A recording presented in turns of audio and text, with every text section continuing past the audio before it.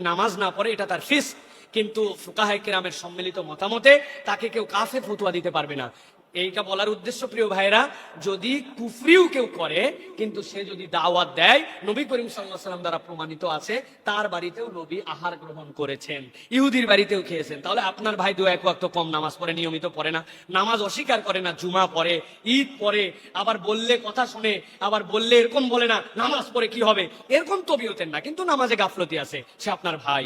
অতএব তাকে আপনাকে আরো কাছে টানার জন্য তার দাওয়াতে আপনি যাবেন, খাবেন, শরীয়তে কোনো বারণ নাই। বেশি মুত্তাকিগিরি এই জায়গায় দেখানো যাবে না প্রিয় ভাইরা, কেননা এই জায়গায় নবী করিম সাল্লাল্লাহু আলাইহি ওয়াসাল্লামের যে রুলস ওইটার মধ্যে আপনাকে থাকতে হবে। সে যদি কমপ্লিট নামাজি নাও হয়, দাওয়াত দিলে আপনি দাওয়াতে অংশগ্রহণ করতে পারবেন। প্রিয় ভাইরা, এখানে একটি বিষয় হচ্ছে, একটা মানুষের কামাই হালাল কিনা এটা আপনার সন্দেহ, কিন্তু হারাম কিনা এটা কি আপনি নিশ্চিত? যদি তার শতভাগ কামাই হারাম হয়, নিশ্চিত হন, তাহলে আপনি ভক্ষণ করবেন না।